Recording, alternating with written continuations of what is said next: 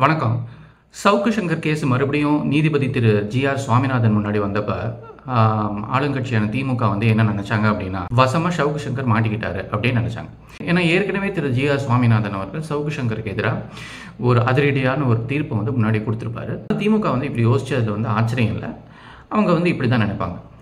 இந்த நினைப்பில் தான் இப்போ மண்ணவாரி போட்டிருக்காரு நீதிபதி திரு ஜி.ஆர். சுவாமிநாதன் அவர்கள். வீடியோக்குள்ளே போகிறதுக்கு முன்னாடி சப்ஸ்கிரைப் பண்ணுங்கள், லைக் பண்ணுங்கள், ஷேர் பண்ணுங்கள்.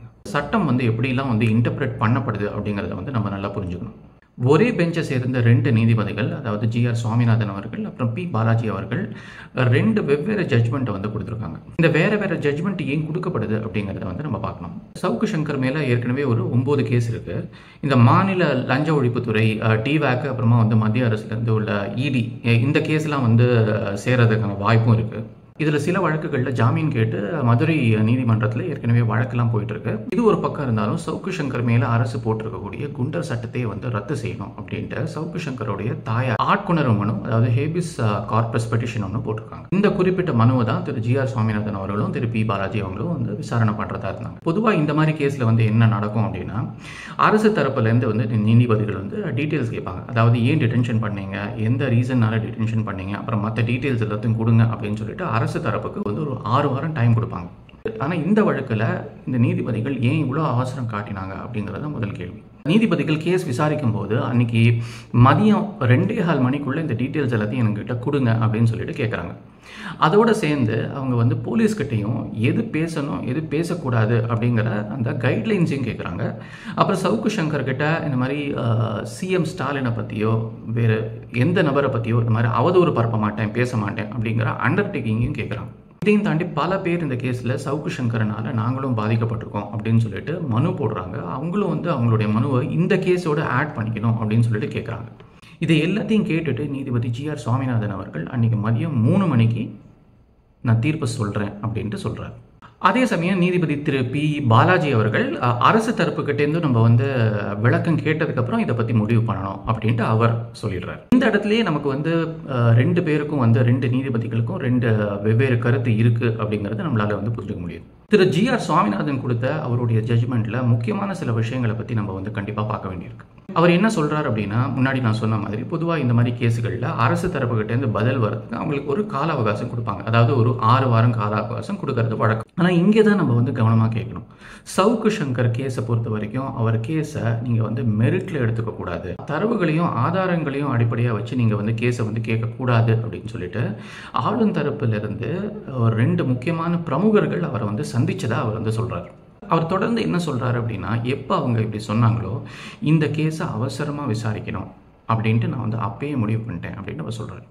அரசு தரப்பிலிருந்து இவ்வளோ முக்கியமான பெட்டிஷன்கள்லாம் நிறைய இருக்கும்போது இந்த பெட்டிஷனில் நீங்கள் இவ்வளோ வேகம் காட்ட வேண்டிய அவசியம் என்ன அப்படின்ட்டு அவங்க கேட்டாங்க. அதுக்கும் திரு ஜி.ஆர். சுவாமிநாதன் ஒரு தெளிவான பதிலை கொடுத்துருக்காரு. அதாவது ஒருத்தருக்கு பல தரப்பிலிருந்து ப்ரெஷர் வரும்போது நீதித்துறை சட்டத்துக்கு உட்பட்டு கொடுக்குற இந்த அவகாசத்தை தப்பாக பயன்படுத்திக்கிட்டு இந்த விஷயத்தை எப்படியாவது தள்ளி போட்டுக்கிட்டே போகணும் அப்படிங்கிற விஷயத்தை பவர்ஃபுல்லாக இருக்கிறவங்க யூஸ் பண்ணும்போது நீதித்துறை குற்றம் சாட்டப்பட்டவருக்கு எக்ஸ்ட்ரா பாதுகாப்பு கொடுக்கணும் அப்படிங்கிறது தான் திரு ஜி.ஆர். சுவாமிநாதன் அவர்களுடைய விளக்கம், அவருடைய இன்டர்பிரேஷன். ஏன்னா இந்த பவர்ஃபுல்லாக இருக்கிறவங்க சாதாரண மக்களுடைய அடிப்படை உரிமைகளை கூட பறிச்சுக்கலாம். அதனால தான் இந்த கேஸை ஃபாஸ்ட் ட்ராக் பண்ணி நான் இப்போ விசாரிக்கிறேன் அப்படின்னு சொல்லிட்டு அவர் ஒரு விளக்கம் கொடுத்தார். இது மட்டும் இல்லாமல் 2 தவறுகள் நடந்திருக்கு அப்படின்னு சொன்னார். அதாவது சவுக்கு சங்கர் மேலே இவ்வளோ கேஸ் ஏற்கனவே போடப்பட்டிருக்கும் போது எந்த கேஸ்லையும் அவருக்கு ஜாமீனும் கிடைக்கல. அப்போ அவர் வெளியே போகிறதுக்கான சாத்தியக்கூறுகளும் ரொம்ப கம்மியாகவே இருக்கும்போது இந்த குண்டர் சட்டத்தில் அவரை மேலும் கைது செஞ்சு அவரை டீடைன் பண்ணும் அப்படிங்கிற தேவை எங்கேருந்து வந்தது அப்படின்ட்டு அவர் கேட்குறாரு. 2வது தவறு என்னென்னா, அவர் மேலே இந்த போதைப்பொருள் கேஸ் போட்டிருக்காங்க. இந்த NDPS ஆக்ட்லாம் ரொம்ப ரொம்ப ஸ்ட்ரிக்டான ஆக்ட். அதெல்லாம் பெயில் கிடைக்கிறதுங்கிறது அவ்வளோ ஈஸியான விஷயமே இல்லை. இருக்கும்போது சவுக்கு சங்கர் வெளியே போய் சட்ட ஒழுங்குக்கு காரணமாக இருப்பார் அப்படிங்கிறத என்னால் ஏற்றுக்க முடியாது அப்படின்ட்டு தெளிவாக திரு ஜி.ஆர். சுவாமிநாதன் அவர்கள் சொல்லிடுறாரு. தெளிவாக இந்த விளக்கத்தை எல்லாத்தையும் கொடுத்த பிறகு திரு ஜி.ஆர். சுவாமிநாதன் அவர்கள் சவுக்கு சங்கர் மேலே போடப்பட்டிருக்கிற இந்த குண்டர் சட்டம் தள்ளுபடி செய்யப்படுது அப்படின்ட்டு ஜட்மெண்ட் கொடுத்துருக்காரு. நீதிபதி பி. பாலாஜி அவர்கள் ஏற்கனவே சொன்ன மாதிரி அரசு தரப்புலேருந்து நம்ம அவங்க தரப்பு விளக்கத்தையும் கேட்டுட்டு முடிவு பண்ணணும் அப்படிங்கிற ஜட்மெண்ட்டை சொல்லிடுறாரு. தள்ளுபடி செய்ய வேண்டாம்னு சொல்லலை, வெயிட் பண்ணணும் அப்படின்னு சொல்லியிருந்தார். அதனால 2 பேரும் வெவ்வேறு கருத்தை சொல்லியிருக்கிறதுனால ஒரு ஸ்பிளிட் டெசிஷன் வந்துடுச்சு. அடுத்தது ஸ்பிளிட் டெசிஷன் வந்த உடனே சீஃப் ஜஸ்டிஸ் என்ன பண்ணுவாருன்னா ஒரு 3வது நீதிபதியை நியமிப்பார்.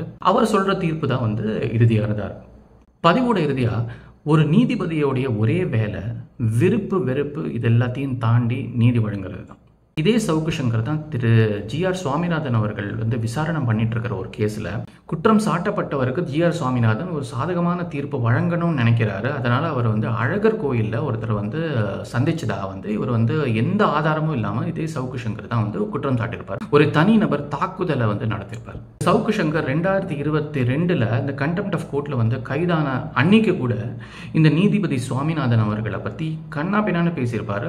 அவரை பற்றி அவதூறு பரப்பியிருப்பார். ஆனால் நீதிபதி திரு ஜிஆர் சுவாமிநாதன் அவர்கள் இன்னைக்கு வந்து இந்த விசாரணையை வந்து எடுக்கும்போது, ஜட்ஜ்மெண்ட் கொடுக்கும்போது, இந்த விருப்பு வெறுப்பு இது எல்லாத்தையும் வந்து தள்ளி வச்சுட்டு சவுக்கு சங்கர் மட்டும் இல்லை, சவுக்கு சங்கர் மாதிரி உள்ள நபர்களுடைய தனிநபர் அடிப்படை உரிமைகளை வந்து பாதுகாக்கணும் அப்படின்னு சொல்லிட்டு அவர் வந்து இந்த தீர்ப்பை வந்து வழங்கியிருக்கார். அப்படின்னா என்ன அர்த்தம் அப்படின்னா, நீதிபதி ஜிஆர் சுவாமிநாதன் அவர்கள் தனக்கு முன்னாடி நிற்கிறது வந்து சவுக்கு சங்கரை அவர் வந்து பார்க்கல.